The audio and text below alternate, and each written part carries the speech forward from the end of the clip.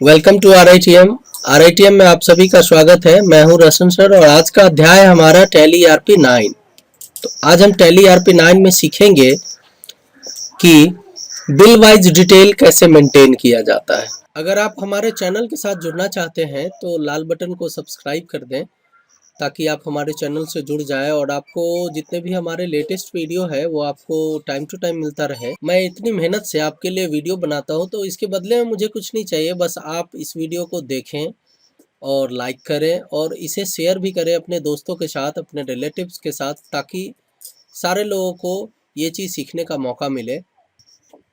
तो आइए कुछ बिल वाइज डिटेल के बारे में समझते हैं कि बिल वाइज डिटेल क्या होता है। सबसे पहले तो ये जाने कि बिल वाइज डिटेल होता क्या है। देखिए, बिल वाइज डिटेल एक मेथड्स है जो भी हमारा क्रेडिट परचेज या सेल्स होता है उसको मैनेज करने के लिए, ताकि हम बिल बाय बिल उसको रख सकें एक जगह पे, सारे डिटेल्स हमें शो हो सके। तो मेथड्स ऑफ एडजस्टमेंट जो है टैली के अंदर, वो बिल वाइज डिटेल को मेंटेन करने के लिए हमारे पास कुछ 4 प्रकार के रेफरेंसेस है जिसकी मदद से हम टैली में बिल वाइज डिटेल मेंटेन करते हैं। सबसे पहला है न्यू रेफरेंस, और उसके बाद है अगेंस्ट रेफरेंस, और उसके बाद है एडवांस, और उसके बाद है ऑन अकाउंट रेफरेंस। तो आइए हम देखते हैं कि कैसे हम यूज़ करते हैं इन रेफरेंसेस को टैली के अंदर बिल वाइज डिटेल को मेंटेन करने के लिए। बहुत ही आसान है टैली में बिल वाइज डिटेल को मेंटेन करना। इसके लिए आपको क्या करने हैं कि टैली में सिंपली सबसे पहले लेजर में कुछ बदलाव करने हैं। उससे पहले भी एक चीज़ को समझना है कि आपको कंपनी फीचर्स में जाने हैं। F11 प्रेस करना है, कंपनी फीचर्स में जाने हैं, और कंपनी फीचर्स में आप देख रहे हैं सबसे आउटस्टैंडिंग मैनेजमेंट के अंदर लिखा हुआ है बिल वाइज डिटेल, इसको यस करा हुआ है। अगर ये ऑप्शन आपका बंद है तो पहले इसे आप चालू कर लें और सेव कर दे कंट्रोल ए से। सबसे पहले क्या करेंगे कि लेजर्स बना लेंगे। लेजर बनाते हैं सबसे पहले A B C limited ABC limited का मैं लेजर बनाता हूँ, अंडर क्रेडिटर्स डालता हूँ, चूँकि जिससे हम माल खरीदते हैं वो हमारा क्रेडिटर्स होता है। अब यहाँ पे मेंटेन बिल वाइज डिटेल जो है इसको मुझे यस रखने हैं। ये जो आप देख रहे हैं maintain balance bill bye bill, इस ऑप्शन को मुझे यस रखना है। उसके बाद हमें डिफ़ॉल्ट क्रेडिट पीरियड देना है। डिफ़ॉल्ट क्रेडिट पीरियड कहने का अर्थ ये हुआ कि जिससे हमने माल खरीदा है, मान लेते हैं उदाहरण के लिए उसने हमें 30 दिन का समय दिया है कि आप जो सामान ले जा रहे हैं उसके बदले आपको 30 दिन के अंदर पेमेंट्स करने हैं। तो यहाँ पे 30 मैं दे देता हूँ, 30 डेज, यानी हमारा जो डिफ़ॉल्ट क्रेडिट पीरियड का जो टाइम है वो 30 दिन का है। 30 दिन के अंदर मुझे उस पेमेंट को पूरा करने हैं। और यहाँ मैं एड्रेस लिख देता हूँ। मान लेते हैं सप्लायर पटना का है, ABC लिमिटेड जो है वो पटना का है, और इसे मैं सेव कर देता हूँ। तो आपने देखा कि मैंने maintain bill balance bill bye bill को यस किया है। तो आप भी कर लें इसे। तो एक और लेजर हमें बनाना है, तो पहले तो मैं इस लेजर में दिखाऊं और उसके बाद मैं एंट्री करता हूं। चलिए आइए देखते हैं, एंट्री करते हैं। अब यहाँ हम अकाउंटिंग वाउचर्स के अंदर प्रवेश कर चुके हैं, और अकाउंटिंग वाउचर्स हमारे पास, चूँकि अभी ये हमारा ट्रांजैक्शन है, ये हमारा ट्रांजैक्शंस है कि ABC लिमिटेड से 7500 का माल खरीदा जिसका बिल संख्या ये है।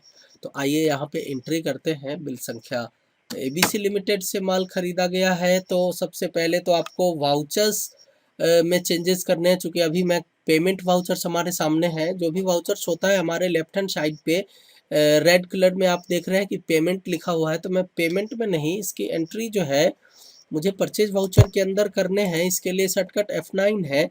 अब सप्लायर का जो इनवॉइस नंबर है वो कितना है, तो 45, एक बार फिर से देख लूँ, 4520 है।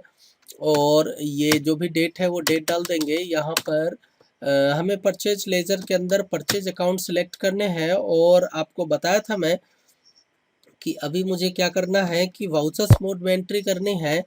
तो इतना मैंने कर दिया।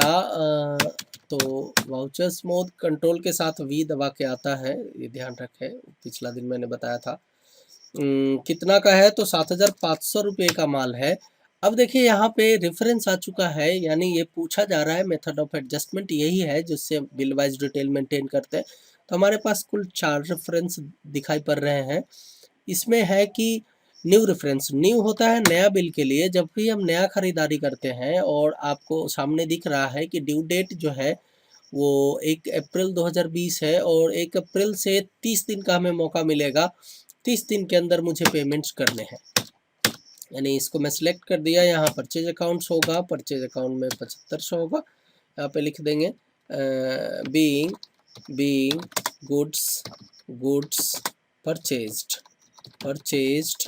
ऑन क्रेडिट, यानी हमारा गुड्स जो है वो क्रेडिट पे परचेज करा हुआ है, इसे एक्सेप्ट कर देते हैं इस ट्रांजेक्शन्स को। अब हम दूसरे ट्रांजेक्शन की तरफ चलते हैं, देखते हैं हमारा दूसरा ट्रांजेक्शन जो है, मोहन को 4500 रुपये का माल बेचा जिसका बिल संख्या 2101 है।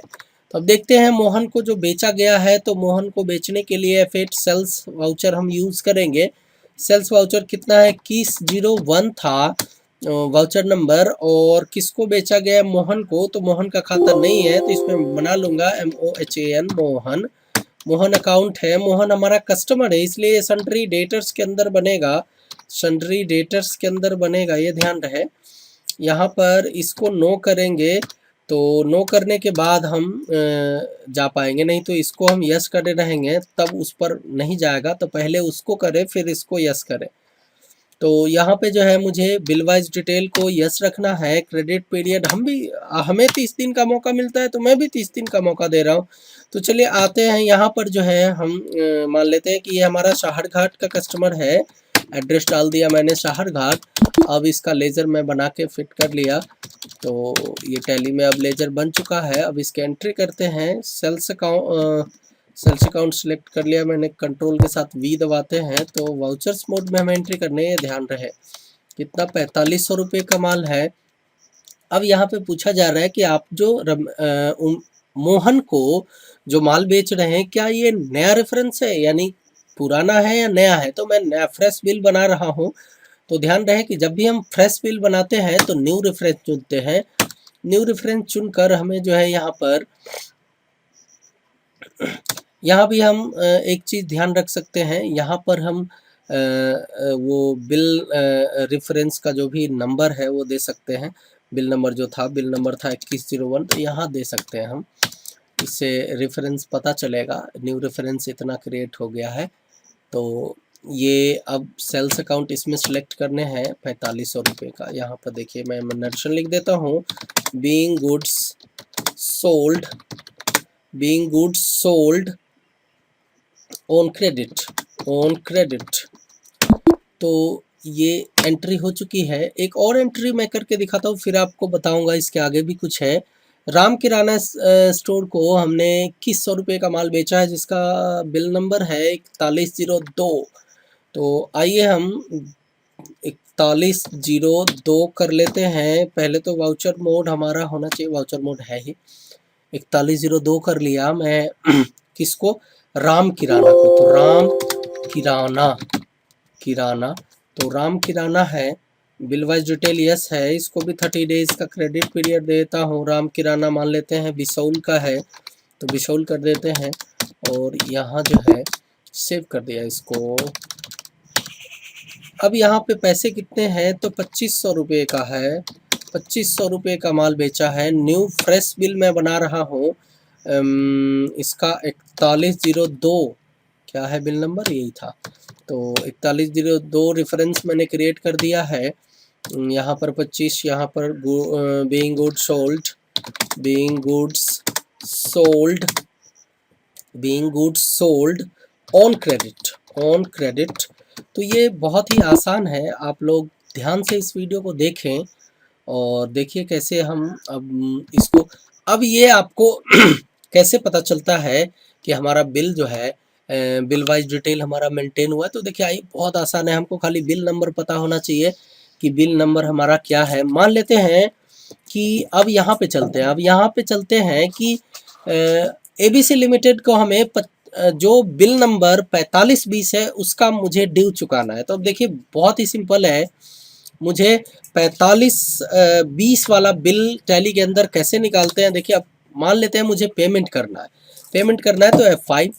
अब मुझे किसको पेमेंट करना है, ABC लिमिटेड को। कितना पेमेंट करना है, 7500 रुपया। और अब यहाँ पे देखिए मेथड ऑफ एडजस्टमेंट क्या कह रहा है, अगेंस्ट रेफरेंस। जब भी हम किसी बिल के बदले में भुगतान करेंगे तो हम अगेंस्ट रेफरेंस, वहाँ पे शुरू में हमने न्यू रेफरेंस चूज किया था, यहाँ हम अगेंस्ट रेफरेंस चूज करेंगे। अब देखिए जितने भी ABC लिमिटेड के बाकी वाले बिल होंगे वो सारे बिल मुझे इस तरह से नजर आएगा। अभी आप देख रहे हैं कि 45-20 वाला जो बिल है वो 7500 रुपये का है। तो ये बिल हम सिलेक्ट कर लेंगे और यहाँ पर बहुत ही सिंपल है, कैश हम सिलेक्ट करते हैं और ये यहाँ पे लिख देंगे being cash paid, cash paid, being cash paid. अब देखिए कितना आसान था। इसी प्रकार से अगर मुझे मोहन ने आकर मुझे पेमेंट दिया, मतलब कि मुझे पैसा दे रहा है, जो उधार ले गया था, उसका बिल नंबर है 2101। तो आइए हम देखते हैं पेमेंट, जब हम पेमेंट एक्सेप्ट करते हैं, यानी जब हम भुगतान एक्सेप्ट करते हैं तो रिसिप्ट वाउचर में यूज़ करते हैं। मोहन हमें दे रहा है तो मोहन का हमने अकाउंट सेलेक्ट किया, 2500 रुपया दे रहा है। बोला मोहन बिल नंबर बताओ, तो बिल नंबर जो है 2101 है। तो बिल नंबर 2101 है, तो 2101 वाला बिल आप देख रहे हैं कि 4500 रुपये का बिल है। ये 4500 रुपये का बिल है, तो 2500 रुपये इसने जमा किया है। तो अब 2500 रुपये जमा किया है तो देखिए उसमें से बिल बाकी रह जाएगा। वही मैं दिखाना चाहता हूँ आपको। तो ये कैश 2500 दे दिया, यहाँ पे बीइंग कैश रिसिप्ट कर देते हैं, रिसिप्ट बाय मोहन।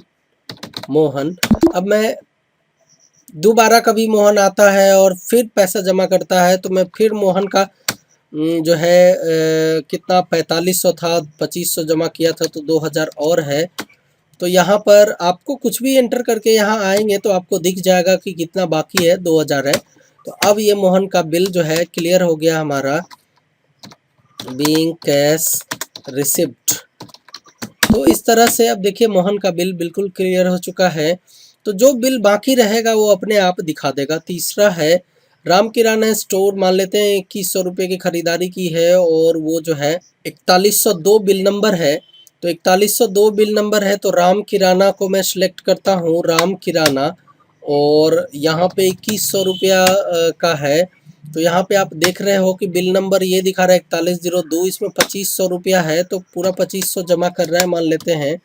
तो यहाँ पे चेंज कर देना है 2500 और यहाँ पे जो है, यहाँ पे एक सेकेंड, यहाँ पे जो है 2500 रुपया मैं कर देता हूँ।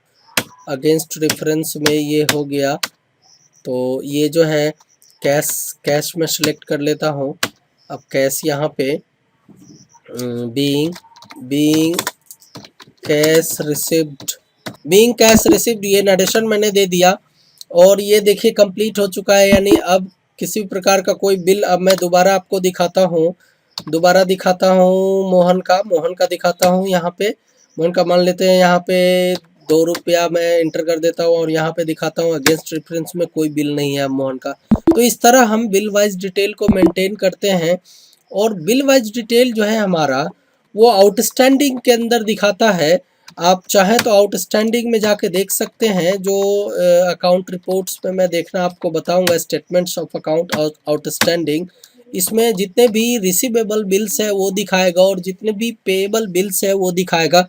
अभी मैंने पूरे क्लियर कर दिया है तो कोई बिल नहीं पेंडिंग है, ना कोई पेएबल बिल पेंडिंग है। तो कुछ इस प्रकार से हम बिल वाइज डिटेल को मेंटेन करते हैं। आई होप डैट कि आप यहाँ पर सारे चीज़ों को समझ गए होंगे। अगर किसी भी प्रकार की समस्या आती है तो आप हमें कमेंट्स में लिखें, मैं इसका जवाब अवश्य दूंगा। आप हमारे चैनल को देखते रहें और नए लोगों को भी शेयर करें ताकि वो भी हमारे चैनल से कुछ सीखें। चलिए, आप सभी का धन्यवाद और लाइक करना ना भूलें। Thank you.